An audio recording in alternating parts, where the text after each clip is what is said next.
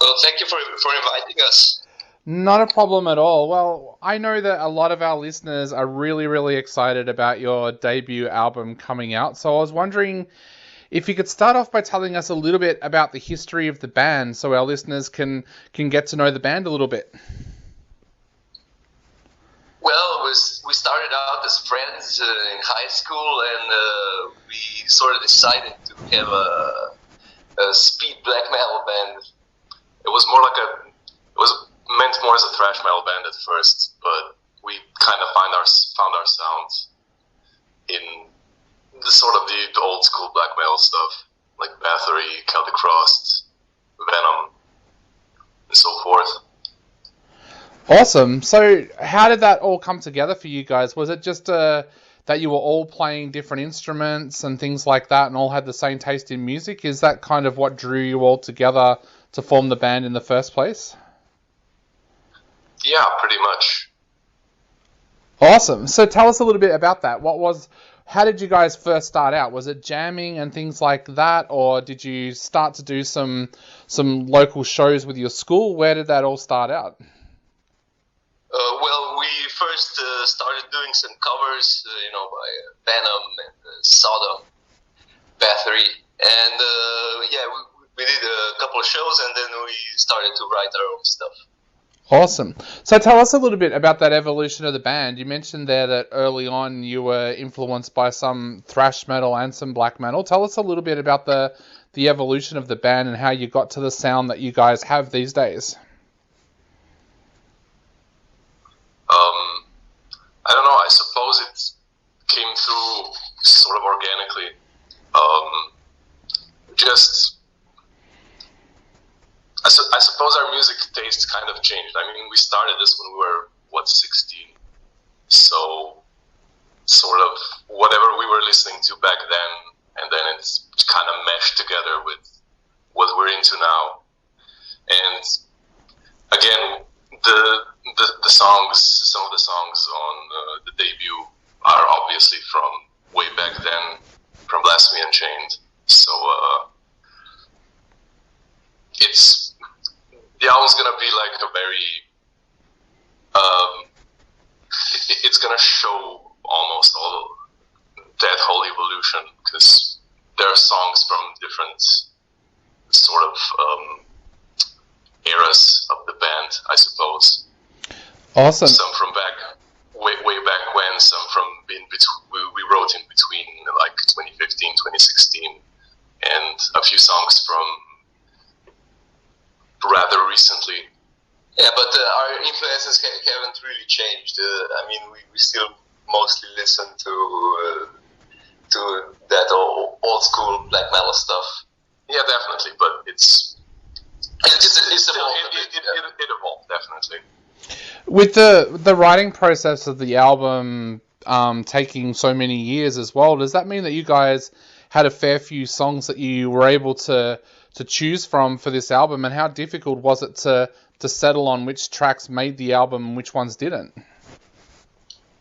Well, yeah, we need to write a few more songs, but you know,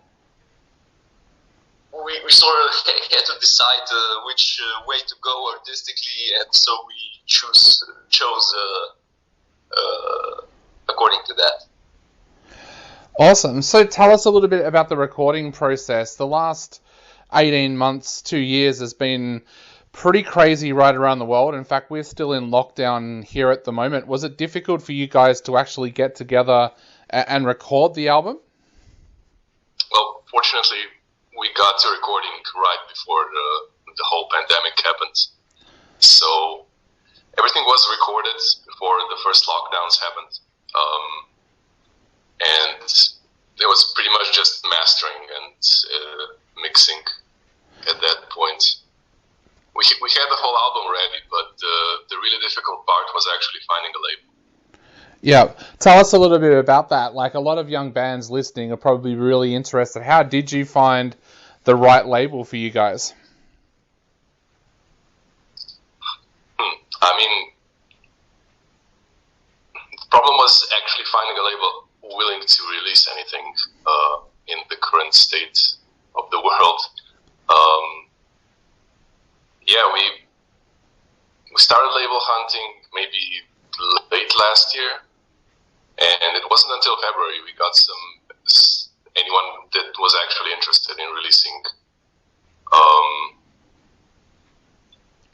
As far as what we wanted, I don't know.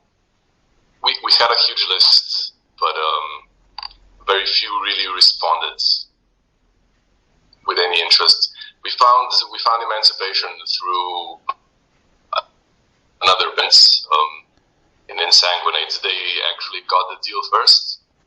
Then we asked if maybe they'd be interested in taking us too, and they pretty much said yes. That's awesome. And what's it like there now for you guys? Like, have you got any quarantine or lockdowns now? Because, like I said, we're still in lockdown, but I noticed that you guys have been able to play some shows the last couple of weeks. So what's it like there for you now with COVID? Well, there isn't a lockdown. Life is pretty much normal, except, wearing masks everywhere. But we may be getting another lockdown pretty soon. Hopefully not. Yeah, definitely. And how did it feel being able to play that show? Because I know that was your first show in quite a while. What was it like being able to get back out there and play live?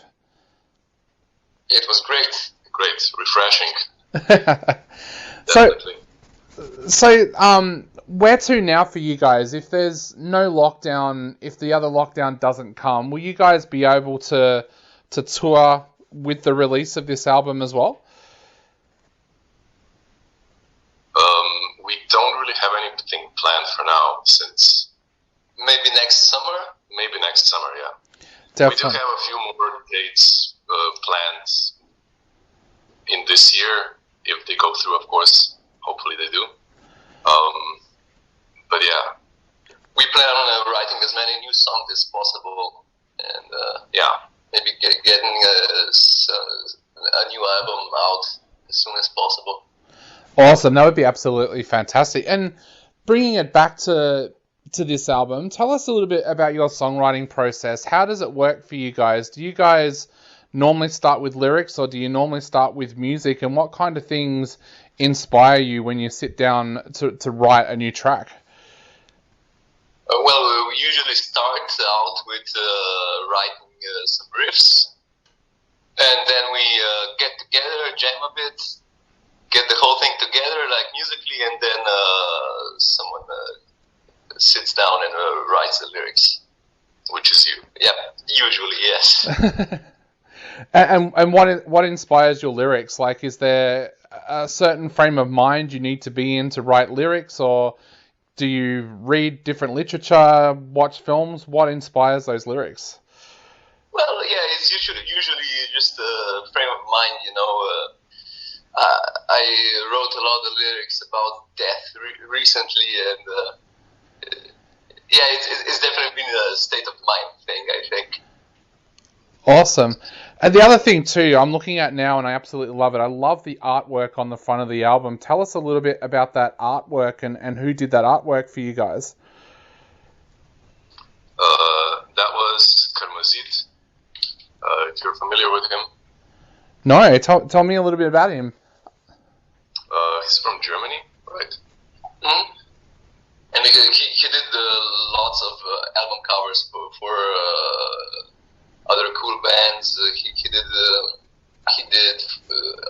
art for Vigilance and our friends Chains also, and he did a couple bigger bands, I think, also. Awesome. But we really liked his artwork, so we wrote to him, and I think it's really cool. He did something that feels a bit out of what he usually does for us.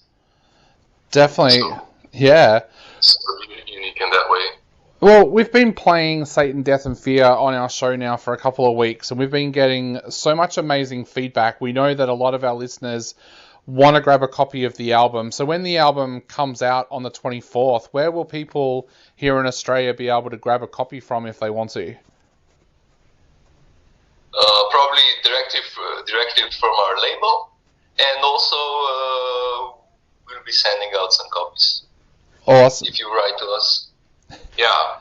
Although maybe writing to the label directly might be the easier option. Yeah, especially for Australia. Yep. And Aussies love grabbing merchandise for bands they discover. Have you guys got any merchandise available they'll be able to grab as well?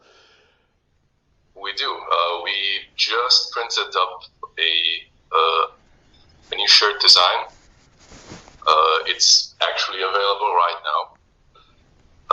It's got the album artwork on. It looks great. It's pretty high quality stuff. So. Oh yeah. Awesome. So we'll tell our listeners to go and grab a copy, some merch and a copy of the album as well. Right now we're going to play the single once again. So what would you like to say to all the Aussies out there that are falling in love with you guys and your music? What would you like to say to them before they take another listen to the track and before they go out there and grab a copy of the album on the 24th? Just worship Satan. Well, guys, thank you so much for taking the time to chat to us today. It's been an absolute